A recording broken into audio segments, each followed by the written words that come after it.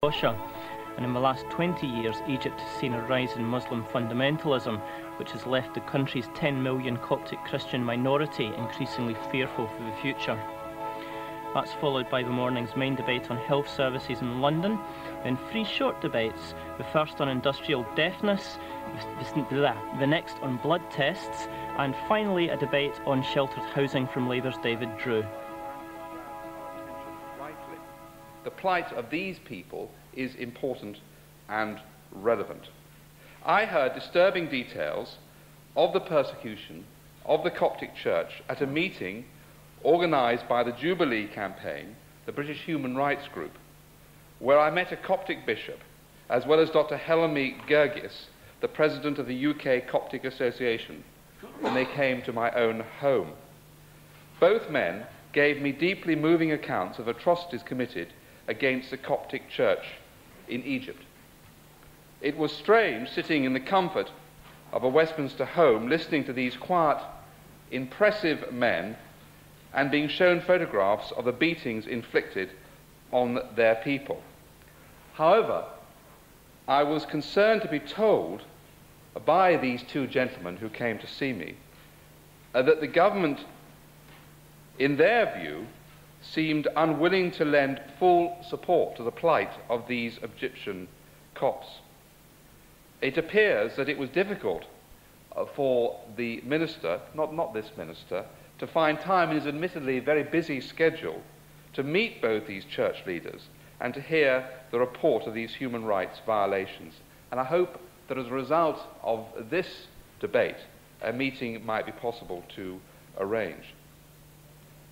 Now, the government were clearly ready and willing to support the concept of human rights in Egypt. But at that stage, there was not any direct evidence that the government were prepared to make representations on these matters to the Egyptian government. It's therefore fortunate, Mr. Deputy Speaker, that I have a factual and detailed report of the Millennium Massacre directly from Alexandria, which I intend to relate shortly.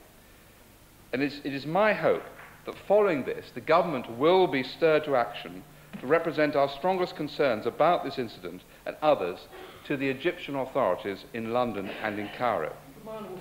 Yeah. To Patrick Nichols. Mr. Speaker, I refer to my entry in the Register of Members' Interest, the fact that I've been to Egypt recently as a guest of the Egyptian government. I wonder whether my friend would find it helpful if I say to him that when I was in Egypt, I spoke to the Grand Imam about this particular concern. He certainly took the line that he believed that himself and the Coptic Pope were close personal spiritual friends, and he felt that whatever incidents had taken place were not incidents which described an aggressive attitude on behalf of the Egyptian government. They were reprehensible incidents which had to be dealt with.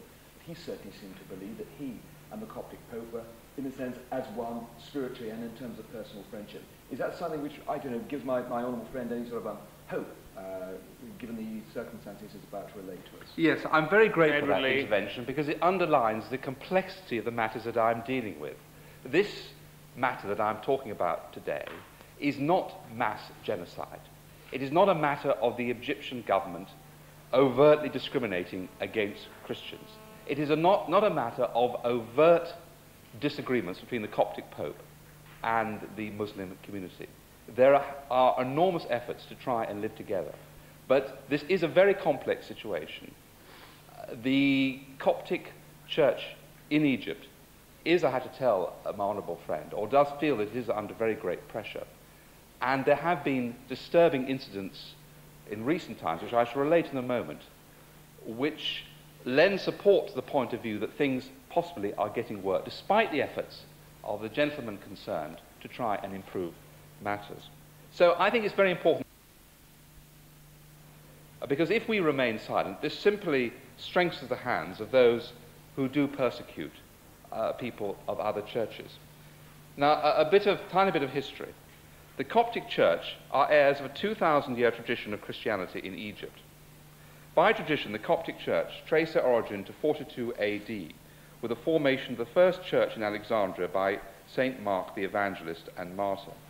In any event, the Egyptian Church has an ancient heritage and is the largest and one of the oldest Christian communities in the Middle East. Egypt itself was a province of the Byzantine Empire. Before the Arab conquest of 640 AD, all Egyptians were known as Copts, and early Arabs called Egypt the land of the Copts. After the Arab conquest, Egyptians gradually converted to Islam, and the Muslims became the majority population of Egypt. Coptic means Egyptian in the pre-Arabic language of the country. Whilst opinion differs as to the origins of the word Copt, most agree that it is a derivation of the Greek term Egyptos, with which the Greeks called Egypt in the Nile. Its current usage denotes the original Christians of the country who retained their faith when the majority converted to Islam. Today, Copts comprise over 6 million inhabitants, more than 15% of Egypt's population of 65 million. The church in Egypt, including Protestant, Catholic, Anglican, and other Orthodox denominations such as Syriac, is the largest Christian community in the Arab world. The Coptic church in Egypt has survived over 1,000 years of petty oppression and sometimes outright persecution. In recent times, they have been the target for a systematic and brutal attack by extremists who seek to influence the authorities to exercise their religious privilege. They have also witnessed the quiet erosion of their status in society. Christians in Egypt find themselves as bystanders in the conflict between the government and the Islamic fundamentalists and are frequently caught in the crossfire. They believe that they do not receive adequate protection by the authorities from this aggression. The difficulties facing the Christian community in Egypt are varied, and I want to detail these concerns. I'm grateful to several sources for this information, including the UK Coptic Association, the Jubilee Campaign, the Egyptian Centre for Human Rights for National Unity, Just Law International, Compass Direct, Open Doors, the Office of Congressman Joseph Pitts, of the head of Religious Liberty Task Force of the US Congress, and Christian Solidarity worldwide. For years, the government in Egypt has strictly enforced laws that date back to the Ottoman Empire, forbidding the construction of new churches or the repair of existing ones. Christian churches can only be built with the express permission of the president. The Humayuni Edict of 1856 required the head of state's approval for repairs, even the mending of a church toilet. Over the last 10 years, few churches have been constructed. Some communities have been waiting for a church for 30 years.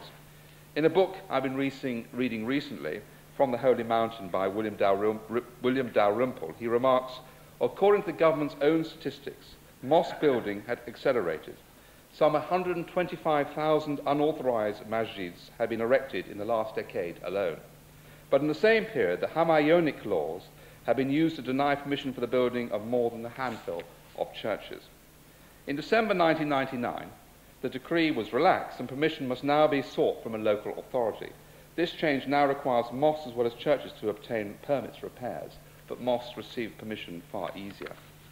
A report published by the Committee for Fact-Finding in Sectarian Incidents, recorded in the People's Assembly in November 28, 1972, identified the following. Total of existing churches in Egypt, 1,442. Total churches that are licensed by a royal or presidential decree, 286. Total of churches without permits, 1,156.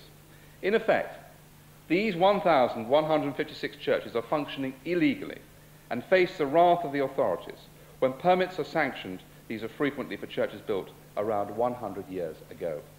More recently, surveys undertaken by the Egyptian Centre of Human Rights for National Unity, among others, have sent the following documentation to the Jubilee Campaign. I've got many examples here. I'll only read out 2 or 3. Locations in Egypt without any church. Marmora district application was made in 1967. The presidential permit has not yet been granted. Luxor, no building permit has been granted by local authorities since 1979. The northern coast, 375 kilometers from Alexandria to Marsa Matruh, no church. And the towns of 6th of October, Al-Rehab, Al-Sharouk, Al-Nada, Bad, Al-Salam, no church. And so the list goes on. And I have many examples here too, which I can send the Minister, Mr. Deputy Speaker, of locations where churches have difficulties, but I'll just go through 2 or 3. The Church of the Virgin Mary in Ashmahain in Malawi, closed. The Church of the Virgin Mary at Mar Garkis in Al Ayed, burned down. The Church of Shahid, Governorate of Al Fayoum, burned down. So the list goes on. Now let me then deal with some of the problems in terms of difficulties faced with Copts in Egypt. Under Islamic Sharia law, conversion from Islam to any other faith is punishable by death. Converts to Christianity face harassment from both the state and their own family. Now, in fairness, Sharia law is not strictly enforced in Egypt, but it has been recognized as the foundation of Egyptian law. The government does not allow converts to change their religion or the names on their identity cards and other personal papers if they convert. This regulation does not apply in the case of converts from Christianity to Islam. And this is one of the difficulties that we face constantly in Egypt, that this discrimination is not overt, but in terms, for instance, of changing your identity cards, you'll see that it makes life very difficult. The Egyptian government has done too little to control those who provoke hatred against Christians.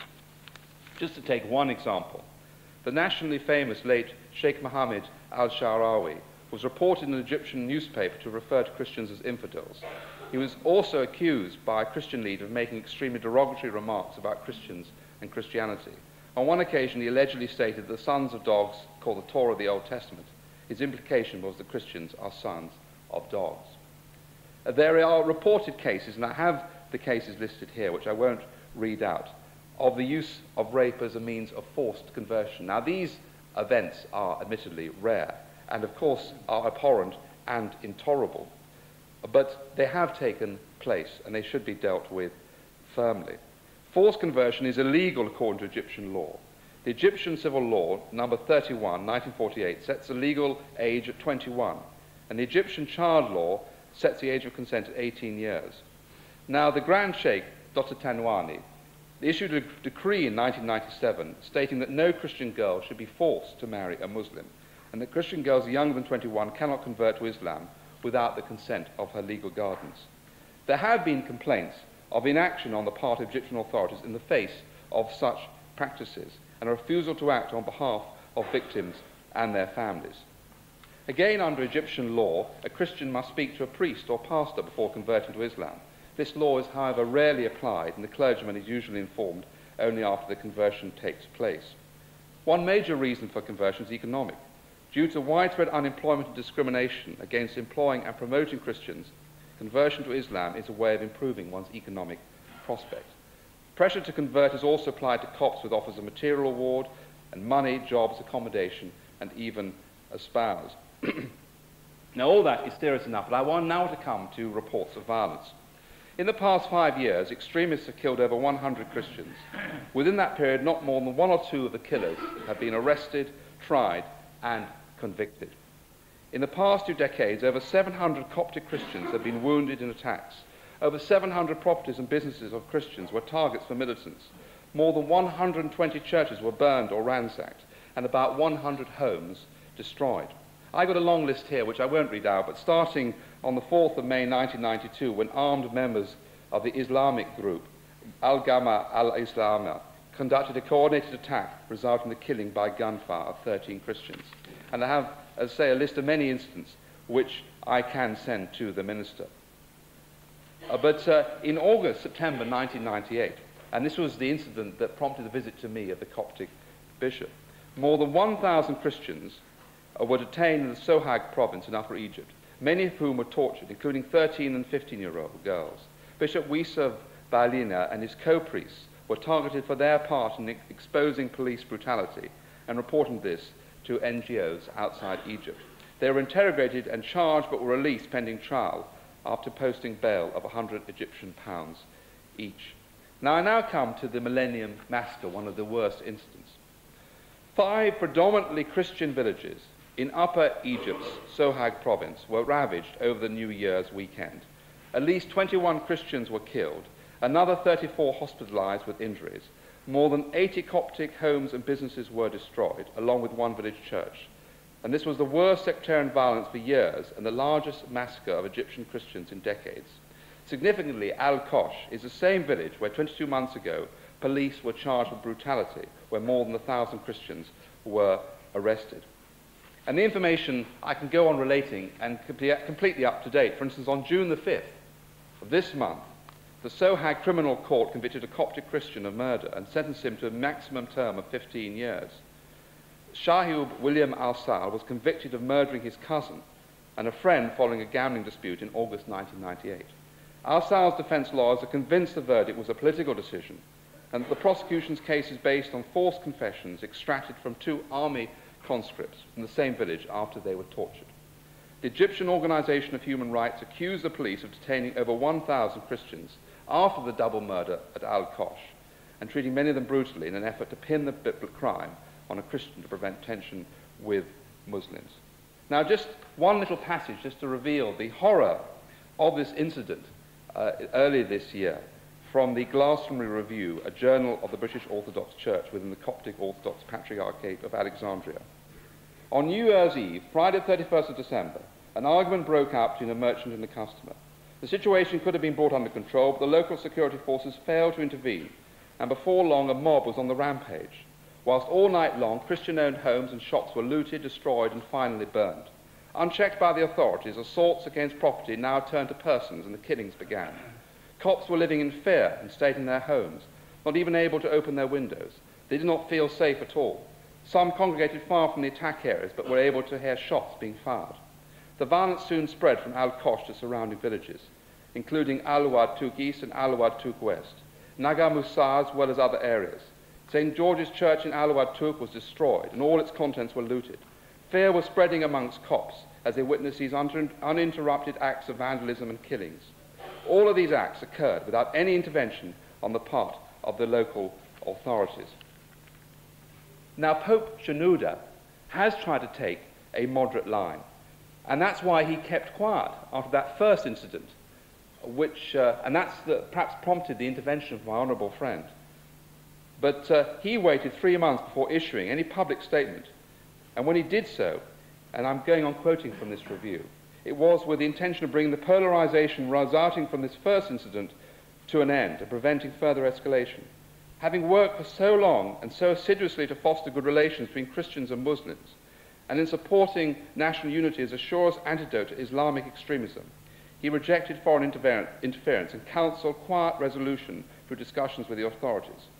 For their part, the authorities assured him that complaints would be properly investigated, grievances righted, and those who were responsible brought to justice. Unfortunately, not only were these promises not fulfilled, but the principal perpetrators appeared to be rewarded whilst the innocent suffered. His Holiness felt that his failure to address matters was the cause of the further problems.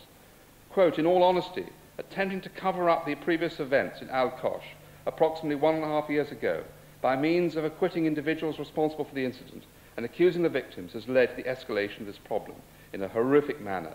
Physical attacks have turned into killings. Now, the Egyptian government are aware of our concerns. They acknowledge that the Constitution guarantees religious freedom. But so often they say that these terrible incidents are not sectarian clashes, but are personal feuds. Now, I understand the problems that they face, problems that they're facing with extremists. For instance, the ruthless murder of the leading secular dissident, Farag Foda, has escalated the problem in Egypt. But Christians are dangerously exposed. So what do Christians and what do the Copts now want? The answer is simple and can be summarized in one word: equality. The president of the UK Coptic Association tells me that they are seeking nothing less than equality, and that's all they want. At the start of the 21st century, when the world considers equality and human rights a birthright to be taken for granted, we cannot ignore this injustice, and I call upon the government to place the plight of the Coptic Church at the head of the agenda in discussions with Egyptian authorities. Copts are not asking for special treatment or compensation for centuries of discrimination and persecution. Copts want to feel that Mr. Mubarak is president for both Muslims and Copts. They want him to care for them and to address their concerns. They want him to meet with their religious leadership regularly and perhaps to visit their churches, something other presidents undertook. This, no doubt, will break down walls of mistrust and build bridges of tolerance and harmony between Muslims and Christians. Copts want the abolition of the antiquated 19th century Hamayuni decree, which restricts the construction of new churches and the repair of existing ones. Copts want to have all church trust lands returned to the Copts. The income generated by these lands was used to provide for needy Copts. Copts want all Egyptian citizens to have freedom of belief, including the freedom to change one's religion. Copts want religious affiliation removed from national ID cards, job applications, etc. Christians must not be identified and discriminated against. Copts want the education curriculum to be revised to guarantee that they do not contain any denigrating references to Christians and Christianity. Copts want the government to control media to refrain from conducting attacks against Christians. Copts want an end to discrimination in job appointments and promotions. Very few Christians are appointed to key jobs, such as ministers or other government officials. At the present time, there are no Christian governors, mayors, chief of police, presidents of city councils, or deans of college. Copts want the Egyptian government to be serious about apprehending those who murder Copts, and to punish them to the fullest extent of the law, and to adequately compensate the victims for these crimes. Copts want to be allowed to enroll in all schools which are publicly funded, such as the Al-Azhar University. Copts want to be treated with honour and dignity within police departments. Copts want to see an end to religious discrimination that prevails at all levels of the Egyptian educational system. Copts want an end to the enforced conversion of Christian girls. Now, I hope that the government will raise, our government, will raise the matter of the New Year massacre of 21 Christians with the Egyptian authorities in London and in Cairo, and seek assurances that this matter will be thoroughly investigated. I will also hope that ministers visiting Egypt will raise these matters and apply and encourage concern in international fora. When I wrote to the Minister of State about the Al-Kosh massacre, he replied that we shall, and I quote, "we shall encourage the authorities to take appropriate action against anyone found to have committed a crime or to have violated international human rights standards." This is encouraging, but what does it mean exactly? That's incidentally in column 163 on the 11th of March. The Minister, the Honourable Member for Neath, said that he discussed interfaith issues with members of the government, including President Mubarak. But there's no direct indication that they have made direct representations on behalf of the Copts. I would hope the Minister would indicate today that Her Majesty's government are now prepared to do so. In an answer to a question from the Honourable Member for Meriden, the Minister of State said in column 624 on the 14th of March, "Our embassy in Cairo has been following the events and has discussed them with the Egyptian government."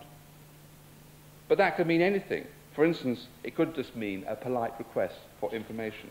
Again, on the 3rd of February 2000, in column 737, the Minister of State said in reply to my honourable friend for Cheshire and Amersham, when my right honourable friend, the Foreign Secretary, visited Cairo this year, he met the Sheikh Al-Azhar, including the government and Bishop Daniel and other government ministers.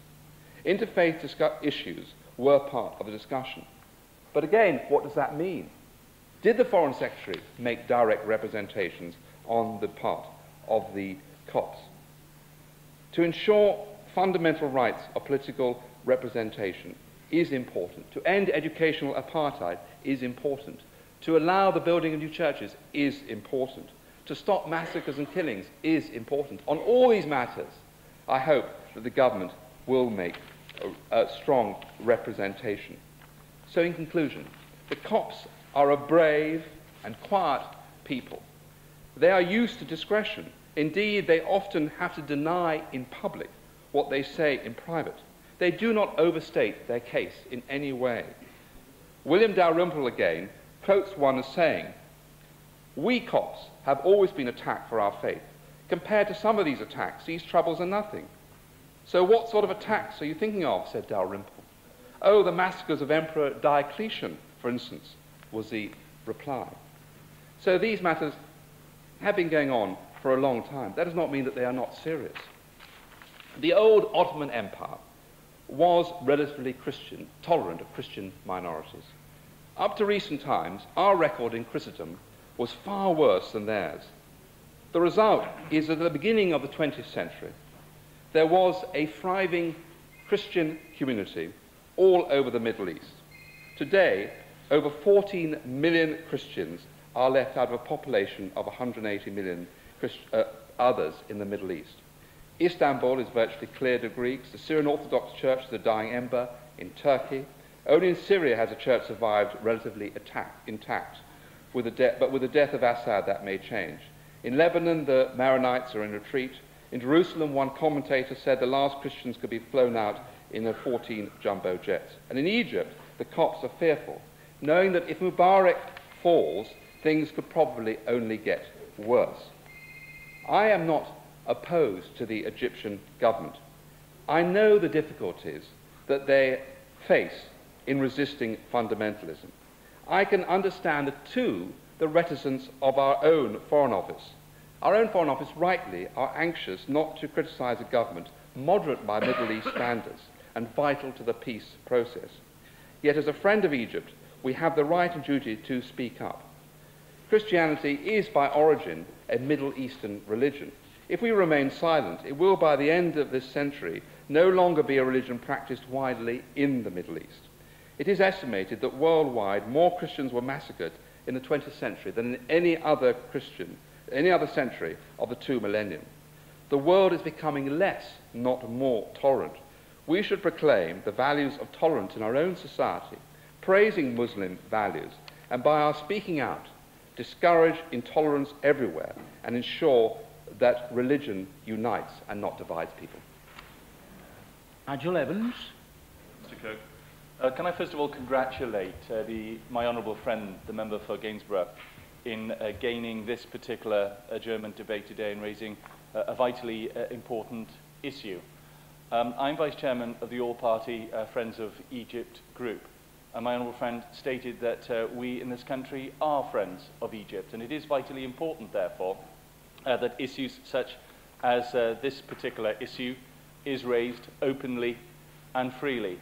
And to be true friends of Egypt, it is important, therefore, that we wish to see problems and crises such as those facing the Copts in Egypt eradicated, so that a feeling of toleration and understanding can be gained in that particular vitally important country. And it is an important country with a population of 63 million, and it sits between the Middle East and Africa, both regions vitally important strategically and to this country, where we have interests in both those areas, and indeed, of course, a number of British people living in Egypt as well.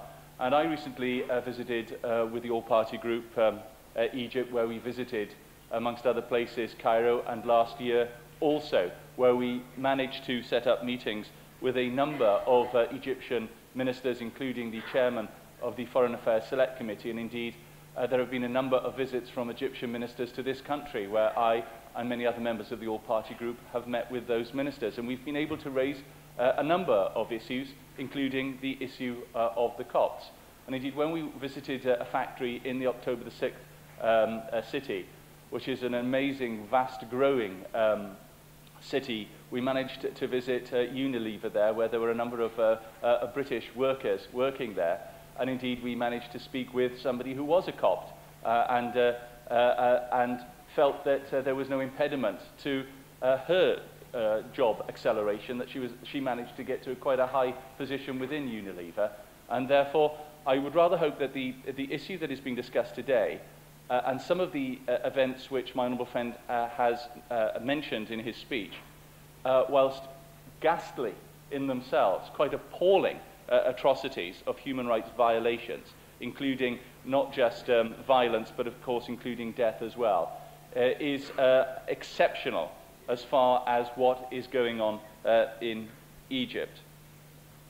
I would rather hope as well, because there have been a number of visits from government ministers, certainly over the past 3 years, to Egypt, that this particular issue has been paramount in their thoughts when they have spoken with their opposite ministers in Cairo.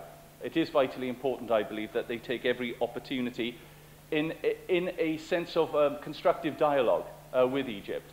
Because if we look at throughout the world, and indeed I'm involved with a number of all-party groups, including China and Turkey, where human rights violations, and in some cases, not just occur within the country, but are actually promoted by, it seems, the government of that country. And therefore, it is right, I believe, that where we are looking towards influencing those countries, that we do it through constructive dialogue where possible. There are certain instances, I believe, such as Zimbabwe, where constructive dialogue seems to be a complete no-no. It doesn't matter what we say to Mugabe. He's just going to carry on with his campaign of terror against people who live in that country. Whereas I believe that it is completely different in Egypt, where it is not a systematic approach by that government to see the atrocities that my honourable friend is talking about taking place there. It has been mentioned that on the last visit we did meet with the Grand Imam, and we did speak to him about such issues as the Copts and the death penalty. And I believe it was free and a frank discussion, and as has already been mentioned, and indeed by my honourable friend, that it is within the constitution of that country to guarantee the religious freedoms within that country, and I believe that we must do what we possibly can, even when there are personal feuds that exist.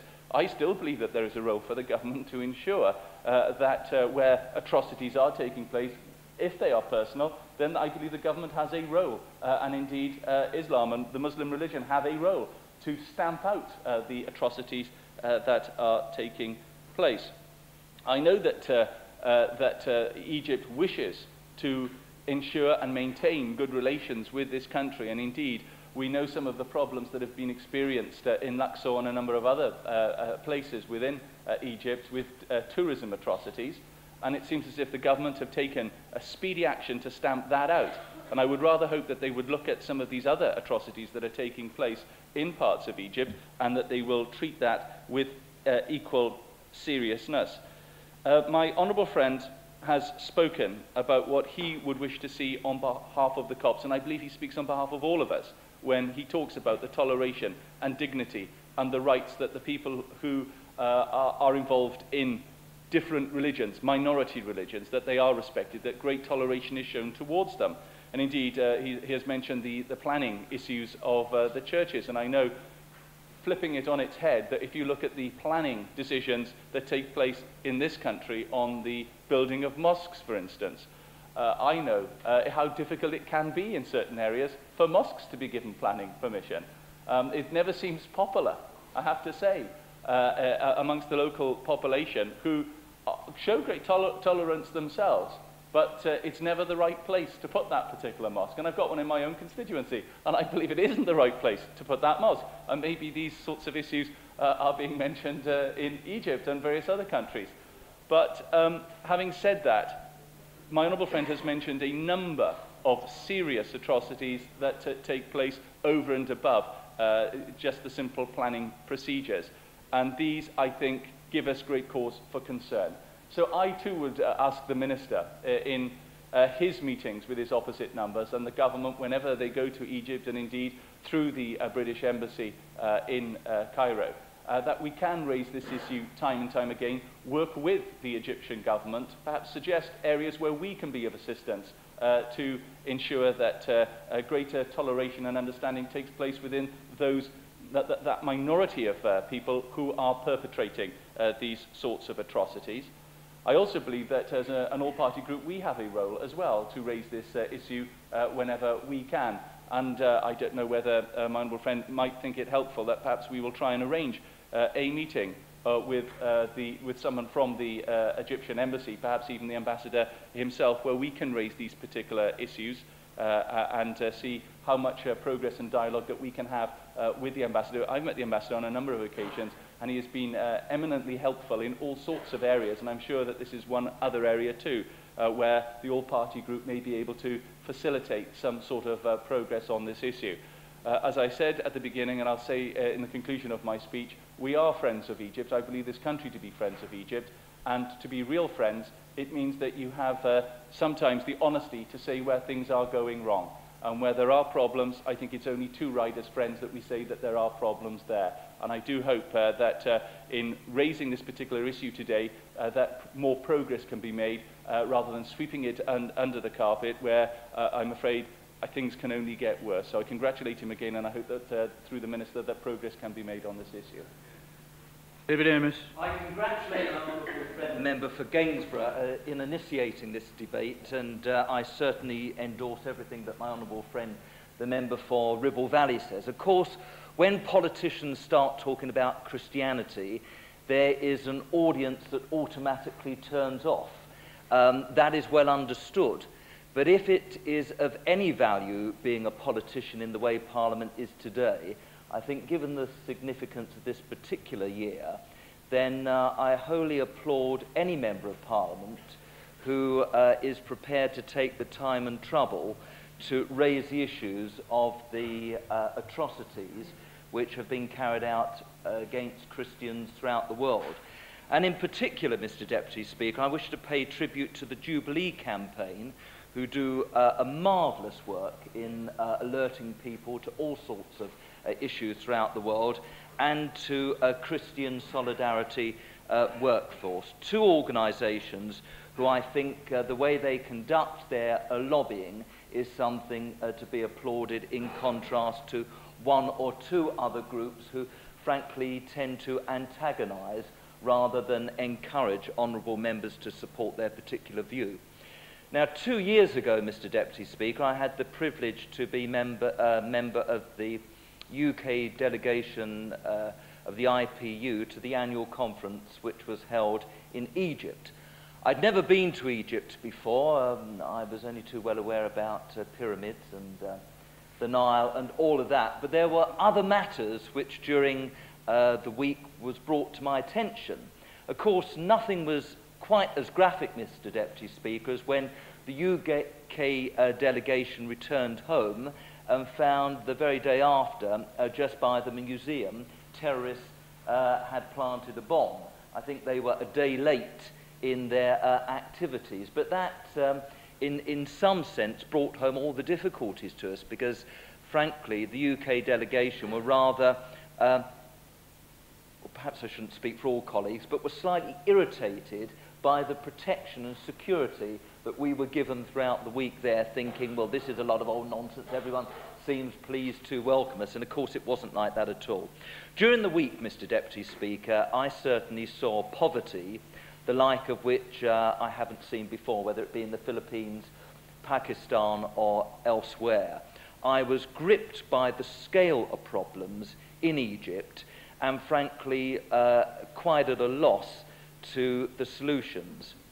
Now, as far as the UK's position in this matter is concerned, because I know that the Minister himself is a devout Christian, I don't want to be overly critical of the government's role in responding to honourable members' questions, a long list of which I've had. But I just feel, in my heart of hearts, Mr. Deputy Speaker, that this doesn't seem to be at the top of the government's agenda. Now, I could be completely wrong about it. I could be completely wrong about it, and the Minister, already from a sedentary position, is saying that isn't the case. But I just feel that, given that this is the year 2000, that Christianity, and trying to help people who wish to practice their Christianity not only in this country but throughout the world, is something that isn't really the focal point of this government's agenda. Because I simply feel that they look at the makeup of the population in terms of Christianity and think, well, it seems to be a diminishing number, perhaps there are other priorities. Well, that may or may not be the case, and the Minister, no doubt, will give a robust defence. But I do feel that there have been a number of missed opportunities. Honourable members have already mentioned or touched on church property, conversion, the incitement of hatred against Christians, use of rape as a means of forcing conversion, pressure on Christians to convert to Islam, and violence against Christians. I wanted just to focus very quickly, Mr. Deputy Speaker, on two of these issues. Firstly, the use of rape as a means of forcing conversion. Now, some people will say immediately, absolute rubbish. Where is the proof for that? Well, hopefully, when this debate is long forgotten, then no doubt honourable members will keep raising the issue and will actually test it. But the Jubilee campaign has certainly received reports from Christian sources in Egypt of the use of rape by Islamic extremists to coerce Christian women into converting to Islam. In Egyptian society, a girl's virginity is highly valued, and its loss through rape is often viewed by her family members as a loss of honour. This leads to their ostracising the victim, or indeed even killing her. it is very difficult for a victim of rape to find a marriage partner. Extremists use rape to pressurize Christian girls to convert. After the girl has been raped, the extremists promise that they will arrange her to be married to a Muslim if she will convert to Islam, guaranteeing that they will provide her with a husband. Conversion offers marriage to a member of the group and security to the victim, whereas returning to the family after the rape would result in potentially fatal consequences. This practice is reportedly becoming more widespread. Now, I know many people will be cynical and say, oh, this can't happen in this day and age, just as in China it's completely dismissed that baby girls are culled. Well, I actually believe the Jubilee campaign. I do believe that these atrocities are happening, and I think it is beholden on this, the mother of all parliaments, to continue to raise the issue, to disregard the smirkers and the doubters, and to speak up on this issue so that world leaders, when they meet, will actually raise this point and let other world leaders smile at them when they raise this issue. There have been complaints of inaction on the part of the Egyptian authorities in the face of such practices and refusal to act on behalf of the victims and their families. This has led undoubtedly to a change of lifestyle in Christians in the upper part of Egypt. There is a growing reluctance to allow girls to attend school, and when girls are allowed out of the house, they are usually accompanied by a male member of the family. And the final point, Mr. Deputy Speaker, that I wanted to mention was that of church property, because it is of great concern what is going on in Egypt at the moment as regards the property of the church.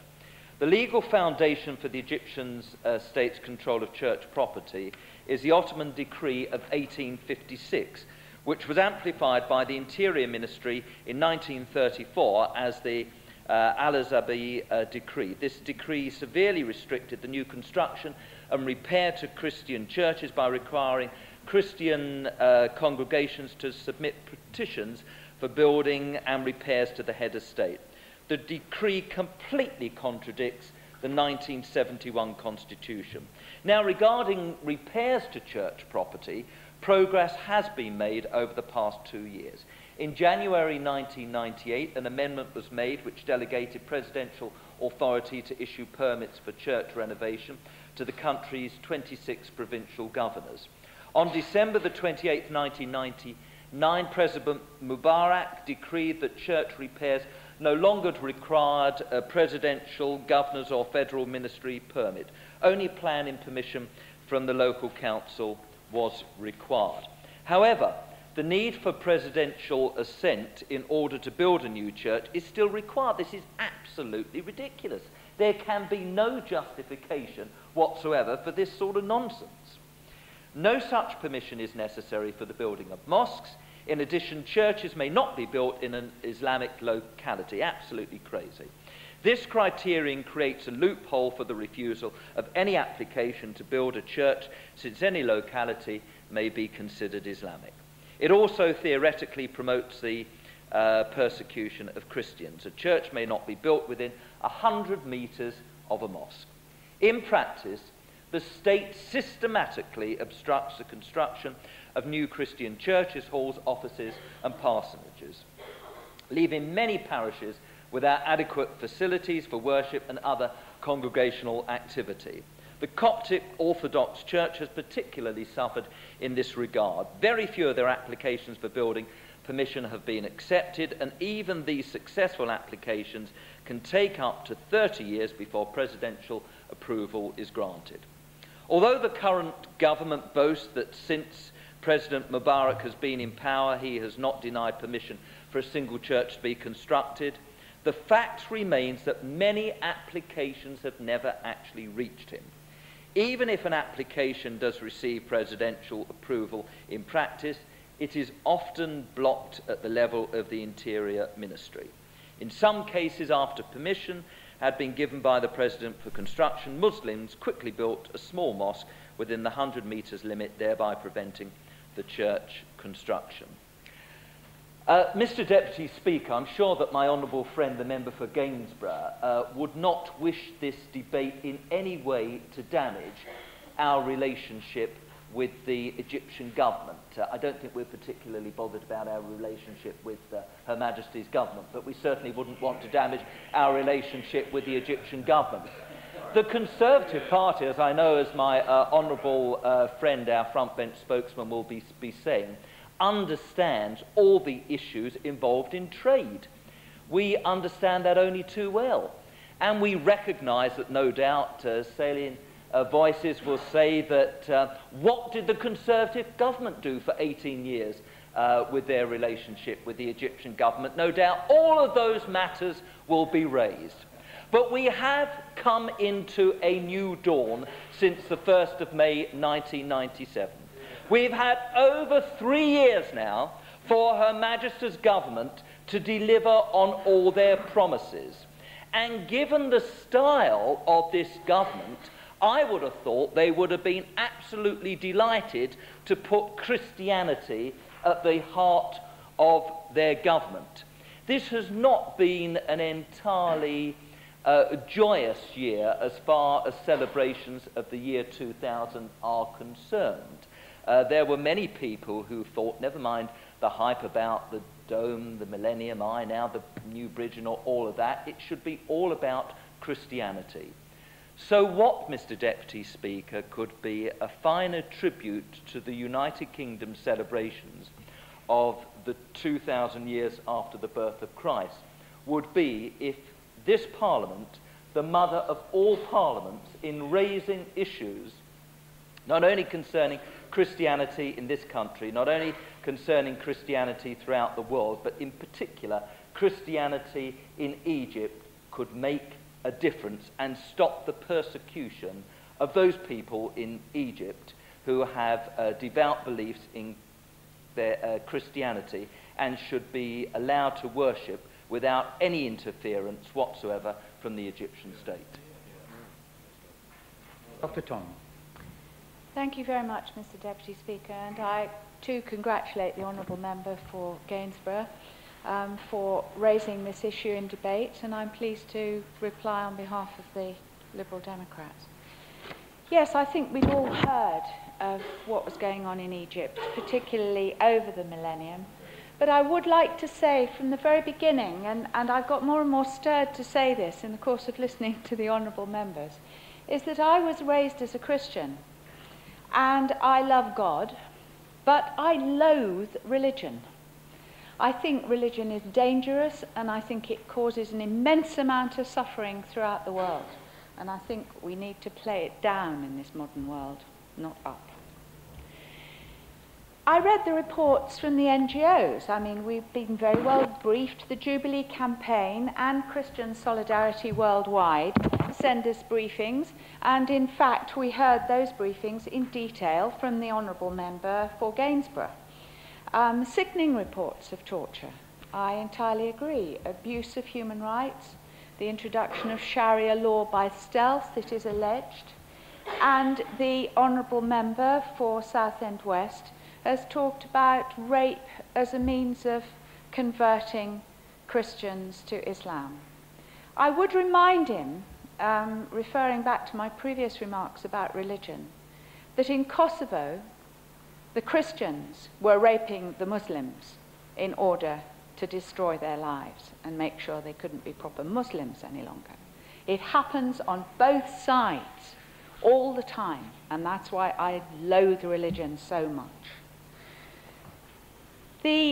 My learned and right honourable friend, the member for East Fife, wrote to the Egyptian embassy and indeed the Foreign Secretary after the incidents over the millennium in El Koshe, and was assured that the Egyptian government had taken it very seriously indeed. And I will quote, for what it's worth, the incidents which occurred on the 2nd of January at the city of Dar el-Salam were a reaction to false information and rumours about events in Al-Koshe. A large number of the Christians, inhabitants of Al-Koshe, took refuge and were hiding in the houses of their Muslim neighbours. It's a common common thing, this friendship between religions. People who feel as I do can often be quite friendly across the board. That reflects the sudden nature of the event, the embassy said, and the deep-rooted cordial relations between the two communities. And the incidences that occurred in Alcocer and the events that followed started with a quarrel between a shop owner and one of his customers. Now, I've no idea if that is true, but the investigations established that the incidents did not reflect a bias towards any religion. That is what is claimed by the Egyptian government. It is very difficult to believe that, I agree, when one takes word for word what is said by the Jubilee Campaign and Christian Solidarity worldwide. And therefore, I looked up the Amnesty International reports on what was going on in Egypt, and I've got 4 pages of them here. And in fact, 3 of those pages, more than 3, are entirely occupied with abuses against Muslim groups. That the Egyptian government comes down very, very hard indeed on religious groups, it would appear. Torture, imprisonment without trial, death penalty, the usual, I have to call it pornography of violence that we actually read from countries all over the world, the treatment of people by their own police force and the treatment when they are in prison. It is a pornography, but it is perpetrated against Christians and Muslims. And the honourable member, I will indeed. Edward Lee. To be fair to the Egyptian government, they are engaged in a vicious war against a terrorist, fundamentalist Islamic terrorist group. It's a very ugly war, and I think the Honourable Lady's got to be very careful in what she says. So the Egyptian government does not in any shape or form persecute Muslims. What they can be accused of is acting very, very strongly, perhaps too strongly, against terrorist groups, but there's no persecution of ordinary Muslims in Egypt. Jenny Tong. I thank the honourable member for that intervention, but what I'm trying to illustrate is that the human rights record of Egypt is by no means good, as far as I can see from the Amnesty International reports. Even if the terrorists, when they're arrested, are terrorists, there is actually no need for the sort of treatment that they're getting to be perpetrated upon them. But I am saying that there is a lot of equality in the way the groups are treated. And I think the honourable member actually made a very biased speech.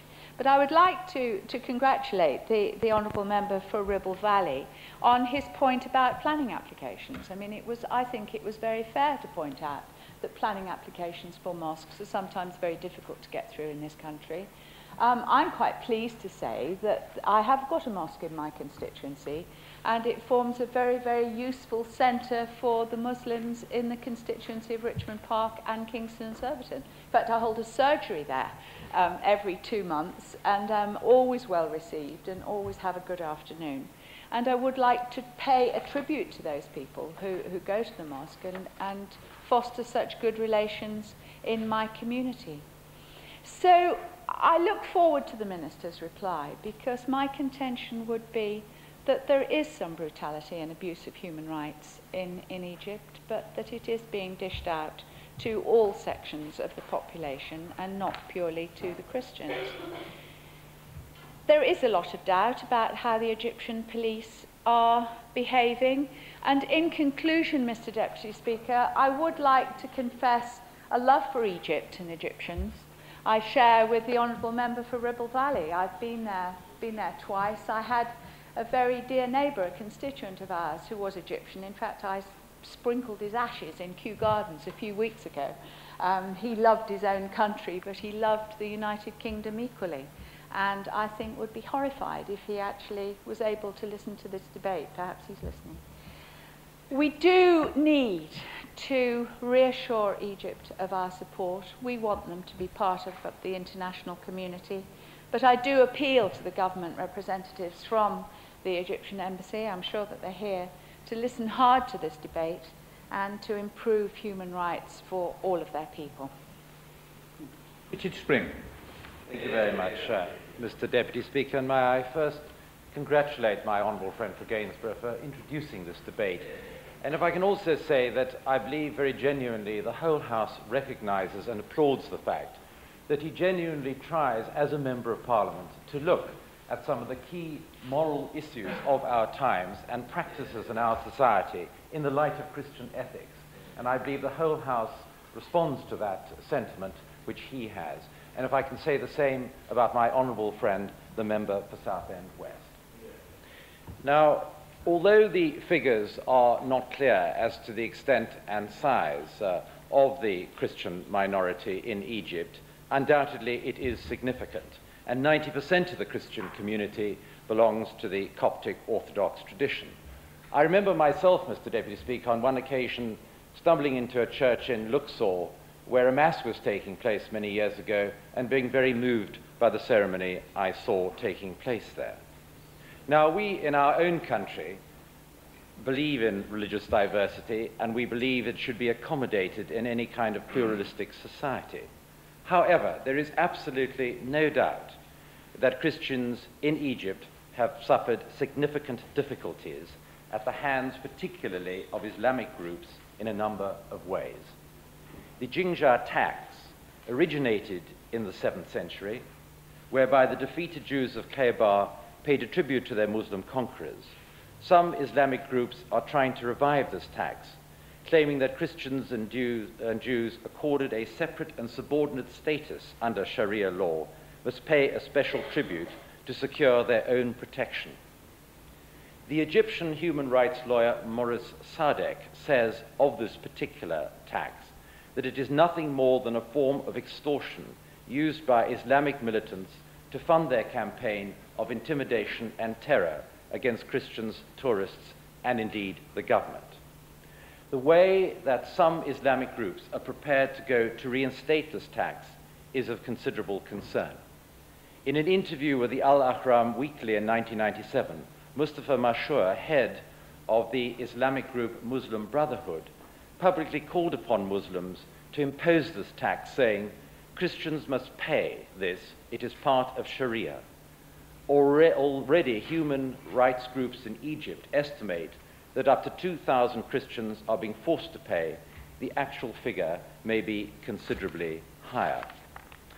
Coptic Orthodox leaders describe the practice as akin to a religious mafia.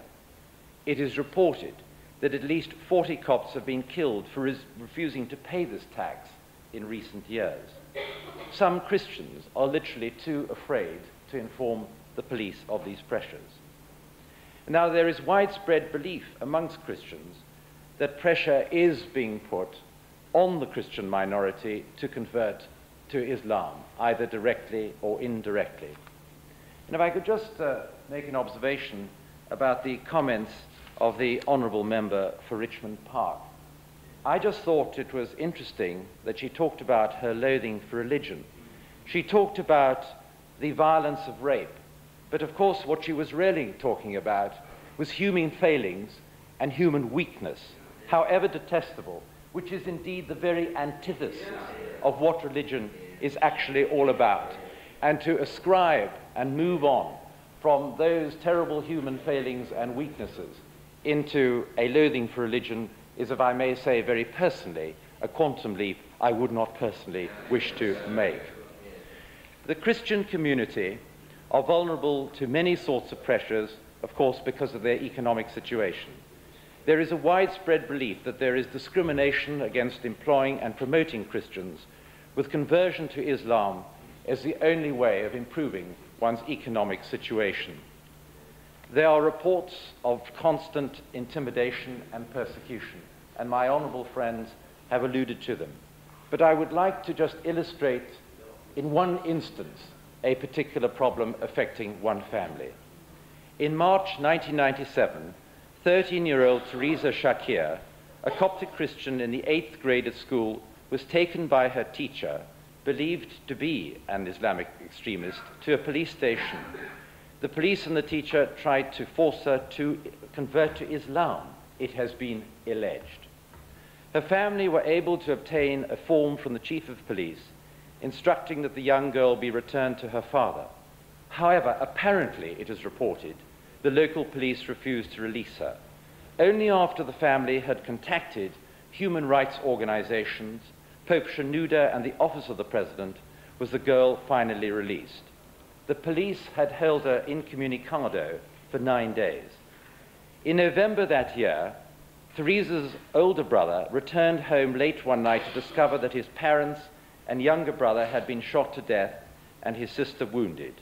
Teresa herself was dead. Her brother ran to the police station to report the incident and was arrested and accused of murder. And to cut a long story short, the situation today is that there is a retrial taking place, and I hope that justice, of course, will be done. But the point that I wish to raise on this specific issue is to illustrate that this particular case has been a major source of anxiety amongst the Christian community. And amongst the Christian community, the Shakir family's history is held not to be unique. Egyptian Christians feel threatened by Islamic groups, and rightly or wrongly, do not feel adequately protected by the police. So, if I could ask the Minister what recent representations he and the Foreign Secretary have made to the Egyptian government concerning the problems of the Christian community and their human rights, and what measures can he take to seek to improve the human rights of Egyptian Christians.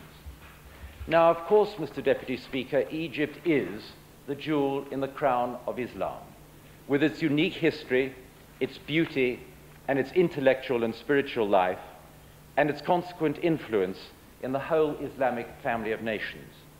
We have close and friendly relations with Egypt. And it is also worth noting that the Egyptian government has had its own very significant problems with Islamic fundamentalists and have reacted vigorously against such violence and extremism, as indeed my honourable friend for Ribble Valley indicated, of course. I'm very grateful, Mr. Burko. Giving way, and I declare an interest that I recently took part in a visit to Egypt, courtesy of the Gulf Centre for Strategic Studies, in the course of which I raised the subject of the death penalty.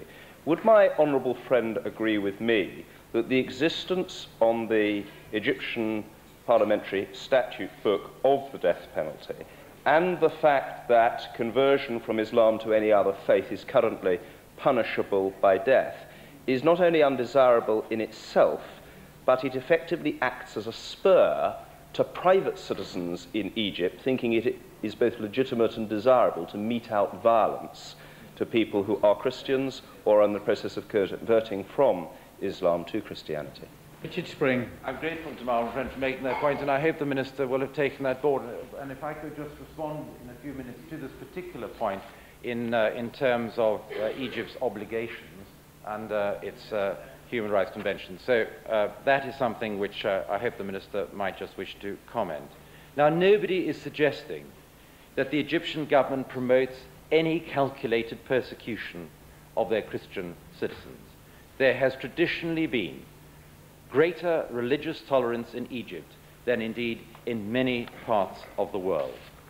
But I would urge the Minister to bring to the attention of the Egyptian government the important questions of religious freedom and human rights, bearing in mind what my honourable friend has also said, that we have graphically heard about this morning. Egypt is indeed a member of the United Nations and a signatory to the International Covenant on Civil and Political Rights and the International Covenant on Economic, Social and Cultural Rights. The issue of the attempts of Islamic groups to reinstate the tax that I described, the planning difficulties which have been alluded to so powerfully by my honourable friends, and the ordeal I illustrated of the Shakir family, illustrate the pressures on Egypt's Christian minority. These concerns have been raised frequently by Egyptian Christians, most recently following the tragic incident in January referred to by my honourable friend in his speech when 21 Christians were killed. May I therefore urge the government to raise the issues of justice and equality for all Egyptian citizens, as well as in practice as in the law. Minister Battle.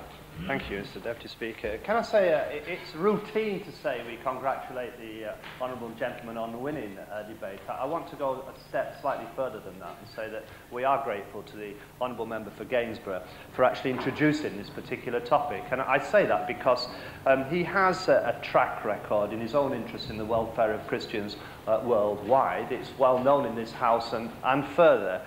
He's led delegations on 2 or 3 occasions in recent months to my office on behalf of Christians. I think in Burma was the last time. And I just say that the honourable gentleman, he campaigns with a consistent rigour, and he's respected for it, and we welcome him bringing these matters before the floor of this House. And raising this subject in this House, as other members that have contributed from their own experience have made plain, it actually does keep a spotlight on this important matter. Our chamber is not locked into this quiet room, as it were, but gets an echo wider, and so it should. Can I also welcome the spirit of the appeal for tolerance that's come through in the tone of this debate. I think we've had a balanced debate, and the contribution from the honourable gentleman for Ribble Valley, he used the phrase, a call for constructive dialogue, and I think that's what's happened in the spirit and tone of the contributions this morning in this debate. Yes, I think that the plight of people, I think a phrase that was used by the honourable member that introduced the debate, the plight of people is important and relevant. Yes, it certainly is, and are matters that our House should regularly discuss. Violence and abuse of people should be unacceptable, and we should have, as it were, a seamless web together in challenging and opposing violence and abuse of people. I think also freedom of religious worship is a basic human right, actually, and should be respected, and we should have all worked together to ensure that it is respected fully, and we have a duty, therefore, and a responsibility to raise these matters. So then, I know that many honourable members have read troubling reports in the press. They've received reports and direct accounts of violence between Christians and Muslims in Egypt, as well as allegations of police brutality and of other harm to Christian churches in Egypt. And I think the honourable members that have spoken in this debate have presented us with detailed and worrying catalogues of charges this morning. And I'll try to respond to some of the basic points that members have raised and set out what this government has done. And I will say that we have kept a close eye on the situation and have raised these matters. And again, honourable members that want to take the matter further and bring me more details, we'd be happy to receive more details and act upon them. And that includes, with the Jubilee campaign, their representations are and will continue to be welcome, taken seriously and respected. So let me begin with the incidents in Upper Egypt to which some honourable members have referred. The first Al-Qushay incident in August and September 1998 did result in the murder of 2 Christian villagers, and that was followed by numerous arrests, and there are allegations that many of those arrested were tortured in police custody. Our government has made it clear to the Egyptian authorities our concern to see that those allegations of police brutality in particular are fully and effectively investigated, and soon after his appointment last year, the new Egyptian Prosecutor General actually reopened the investigation. It actually now remains open due to a number of matters that are still under investigation, and we will keep a close eye on that as well. And I'm glad to respond, and I'm glad that in the response to the intervention from the honourable member for Cambridge, who's no longer with us at the moment, that it's not a case of people believing that the Egyptian government are systematically persecuting people. That's not the case in this instance. Independent human rights organisations have made the point, for example, that over 80% of the villages in Al-Qushay are actually Copts, so it's not surprising that if you arrest people in an incident, that some of those people, maybe the majority, end up being Copts. That's inevitable according to the numbers. I just make that point, and independent human rights organisations have witnessed to that. But that is in no way to excuse torture, if indeed torture took place. One case of torture is a human being who's tortured too many, and we respect and raise that matter. It doesn't, though, necessarily add up to organised religious persecution. I just make that point, but it doesn't mean we don't take it seriously. The case of William Shaibub, the Copt who was found, has now been found guilty of the 2 murders and sentenced to 15 years hard labour. We're following that case with particular close attention. Circumstances in his trial, there were in fact 2 of the main witnesses that withdrew their evidence, and they claim to have been tortured. That makes it difficult. But I understand that on Monday, Mr. Shaibub's defence lawyers put in a request for an appeal to the Court of Cassation, Egypt's highest appeal court. That case is now being heard. It's therefore technically properly sub judice, so we can't comment more on that particular case in order to prejudice it, of course, but our embassy in Cairo is following that case very closely indeed, and we'll keep ministers informed. I'll be happy to keep other members of this House that have raised this and others informed as well from the information that we receive. But let me now turn to the second incident in and around Al-Qashay earlier in January this year, when violence and rioting left some 20 Christians and 1 Muslim dead, 19 Muslims and 14 Christians injured. And as with the first Al-Qashay incident, our embassy in Cairo has been keeping us up to date with regular reports. We have discussed the incident on several occasions with the Egyptian authorities. We are not afraid to raise these difficult issues with Egypt. I'm tempted to say because we have a strong relationship, it enables us to have a tough conversation occasionally within the context of that relationship, and so it should be. So we do have a good, open and free dialogue with the Egyptian government on these matters. We've discussed the matters on several occasions, and we've stressed the need to investigate fully and bring wrongdoers who commit crimes to trial. And that's exactly what we're monitoring now. So given the intense interest, and in order to hear from the villagers firsthand, a member of our embassy staff in Cairo visited Al-Qashay in May this year. I would add it was the first and the only embassy official, I think, from any country to visit so far personally. He was able to talk to members of the village council, as well as to individual Muslim and Christian villagers, including some of those whose relatives had actually been killed. And he found that the atmosphere in the village was now stable. There is now a large security presence to ensure law and order and calm. And it was clear that the authorities has also made some real efforts to encourage reconciliation in the communities. Whether those efforts are successful will remain to be seen with time. Obviously, feelings of animosity locally and mistrust that exist in that poor, traditional and divided rural community where over 80% of the population are Christian, whether that reconciliation and tolerance works out at local level remains to be seen, as it were, but is a project to work at. And we understand that when the Egyptian authorities set up their investigation into the second Al-Qashay incident, they consulted and coordinated their efforts closely with the religious leaders. On the 11th of March, the public prosecutor announced that he'd completed his investigation into the events and that 97 Muslims and 38 Copts would be charged in connection with the murders and the events leading up to them. And I understand that 5 Copts have been charged with attempted murder, the rest with illegal assembly, damage to property and ownership of firearms without license. No religious leaders, in fact, it might be noted, were charged. 2 trials opened on the 3rd and 4th of June recently in a normal criminal court, one for those accused from Al-Qashay and the other for those accused from a nearby village. And both trials were adjourned until the 7th of August and the 3rd of July, respectively. And of course, our embassy in Cairo will continue to monitor both those trials. In other words, what I'm saying is that where there is criminal activity, the due course of law and order and bringing people to trial should take place. We'll like to insist that it does, and we'll monitor the fact that it is doing. And that ought to be on the record and part of the account of these events. So moving on from the 2 Al-Qashay incidents, other questions have been raised of a rather wider nature. The Honourable Member for Gainsborough listed a number of tragic attacks on Christians by Muslims, including acts of terrorism and violence.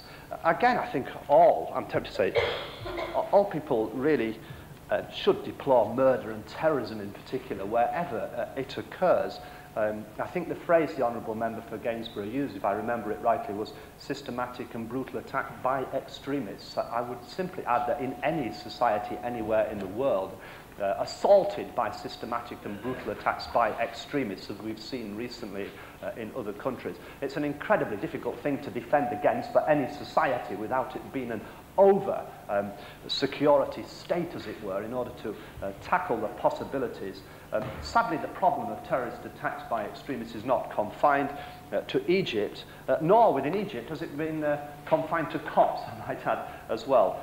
Foreign tourists, including British citizens, have also suffered at the hands of fundamentalist terrorists, and the Egyptian authorities have expressed their determination to prevent such attacks, to increase security for all. And of course, we want to support fully those attempts to increase security for all. The difficulty, I think, as the Honourable Member for Southend West pointed out is that it can then seem to be the other way of overprotection to defend you against a terrorist attack that might occur. I think getting that balance right is incredibly difficult in individual circumstances, but acts of fundamentalist terrorism must be the most difficult threat that any society can actually face, and I don't think it necessarily implies that there's something wrong or corrupt at the heart of the state because there are terrorist activities within it. Some honourable members have claimed that there's systematic state discrimination against Copts that amounts to persecution. Again, in that context, let me simply say this, that we maintain a regular dialogue with many Coptic Christians, from the Coptic Pope to bishops and to clergy, from people, ordinary people, members of local communities in Egypt and elsewhere, and we do listen to their views and their opinions and take readings from them, their interpretation of the situation.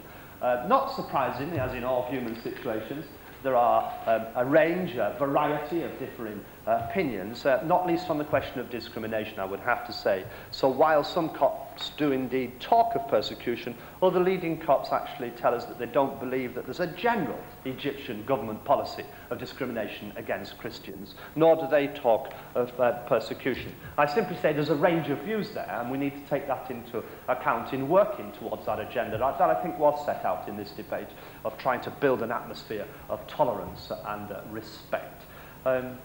Both they and, of course, we, that's the Copts themselves, are deeply concerned about any cases of violence, any allegations of police brutality, any other reports that raise human concerns. And those matters are always of concern, regardless, I'm tempted to say, of the ethnic or religious background of the person or group concerned. But they don't necessarily mean that there's active state persecution. The Egyptian constitution, as I understand it, provides for equal public rights and duties without discrimination due to religion or creed. Forced conversion, to which other members have referred, is illegal under the Constitution, and the President has been very clear on such issues, stating publicly that he does want to see more Christians in the next People's Assembly after the elections this autumn, ensuring that assemblies, parliaments and governments are properly balanced according to the population. Is not always easy, as we ourselves, I'm tempted to say, experience here in getting the balances right, even between gender. I simply say that it's on the agenda of the Egyptian president, and that's plain and is encouraging. And I think we've also seen positive changes on another issue that the honourable gentleman has raised, and that is the difficulties that Christian communities in Egypt have faced in building and maintaining their place of worship. It's just a few years since William Dalrymple's book came out, so if I might suggest that there have been some moves since then, and things may have improved slightly since then. It's on the agenda and things have moved on. The difficulties that Christian communities in Egypt have faced in maintaining, building. In 1998, authority for granting permission for church repairs was actually devolved, if you like, from the president to the regional governors. I'd add as a parenthesis, I'm not opposed to that. I like other honourable members, and I thought it was a very telling intervention by the honourable member for, I nearly said Upper Ribble then for a moment, for Ribble Valley, the Valley of the Ribble, for Ribble Valley, just to say his telling intervention, to link it to events here, and also honourable member that speaks for the Liberal Democrat Party, the question of planning permission, reconciling local communities here between Christians, non-Christians and Muslims, is not easy business. I know that in my own constituency. The negotiations, yes, for a community centre, to have a minaret on it so it can become a mosque, can become an enormous argument and conflict about religious histories and traditions. Wait until the application for the call to prayer 5 times a day goes in, when we have that call to prayer at sunrise, not at 7 a.m. every morning. At the moment, sunrise is 4:28, I think. So I simply say that those conflicts are here. We've not reconciled them in our society either. So we need to work together internationally on those kind of agendas of tolerance, and I thought it was a telling remark. I personally would prefer that the decisions are made locally rather than the Prime Minister here in Britain deciding whether there's a mosque in my constituency or not. I would prefer it that way around. I simply say that because I don't think devolving that decision to the local area is a bad thing. It should be a good stimulus for people to work on the ground to build the communities together rather than to be antagonistic, oppositional and not reconciled. The honourable member seems to be itching to get in. I'll gladly give way on this topic. Mr. Burko. State for giving way. Notwithstanding what he said about the Egyptian constitution, would he care to comment on the fact about which the Jubilee campaign, amongst others, is very concerned, that under Sharia law, conversion from Islam to any other faith is punishable by death? And there appears, therefore, I suggest to the right honourable gentleman, to be something of a tension between the constitution on the one hand and the practice of the Islamic faith upon the other. There appears to be a tension again, but I think I made it clear that forced conversion, for example, is illegal. It's illegal. And then the question is, does it happen? Again, I simply say to you that the practices may not always conform with the law at the level of the local community, and then the state has to act to try and get the local community to conform within that. Then there is a tension. I accept that. Just as I'm tempted to say there are tensions here around the same issues, but we would perhaps not have the time to spell them out, and it may be not the appropriate debate to do it. I think there is a tension, and I think I welcome the word the honourable gentleman uses. Tension suggests we address it.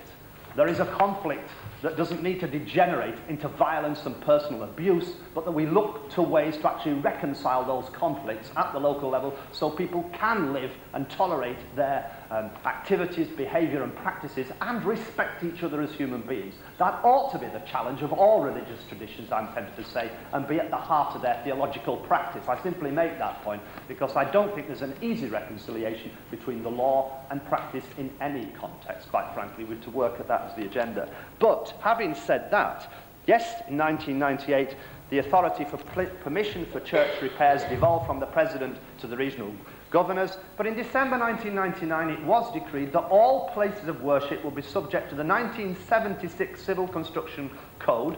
That put the construction of mosques and churches on an equal footing.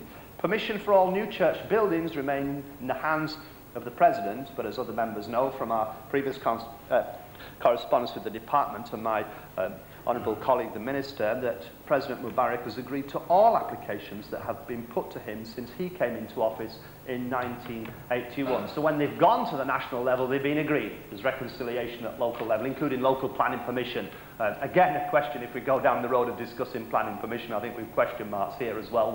In other words, we understand the tensions in the process. I would also add, in conclusion, that we do want to follow these matters closely. We do take them seriously. We do raise them.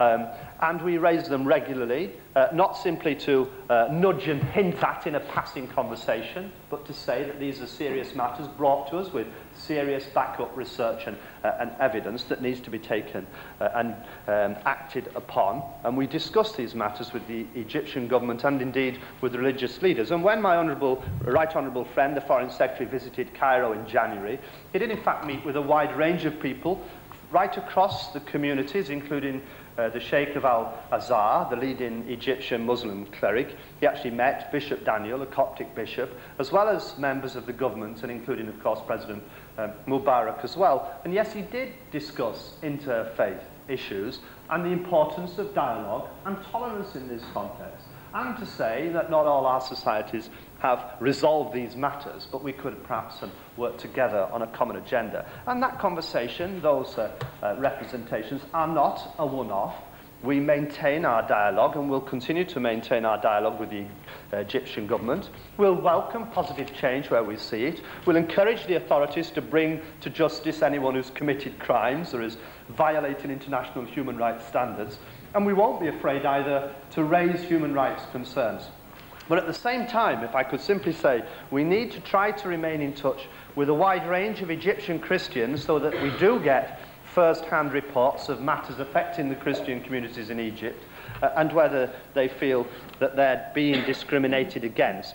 But in the balance, as it were, of the evidence, I think two things remain: that we should continue to raise these matters, to campaign for an increase in tolerance, and the way in which we raise these matters can contribute to that spirit of tolerance or actually undermine it. And I think the debate this morning could contribute in some small way to generating a stronger atmosphere of tolerance, and I think ought to be welcomed in respect of its tone as well. But I do know that this debate will not remain within this chamber this morning and finish in a few moments' time, but these matters will be taken further, yes, by the government, and I'm sure by the Egyptian authorities as well. So I simply close, Mr Deputy Speaker, by saying I do think we ought to again thank the Honourable Member for Gainsborough for raising these matters and showing us really how we ought to, dare I say, in your presence, Mr Deputy Speaker, introduce and present adjournment debates as a model of how to do it. Order. Order. We come now to the next topic for our consideration today, which is the subject of health services in London. I call on Dr. Jenny Tong. Thank you very much, Mr. Deputy Speaker. This debate has been called by some of the Liberal Democrat members in South West London. It is not just by me. And we are hoping very much that the government will treat it as a part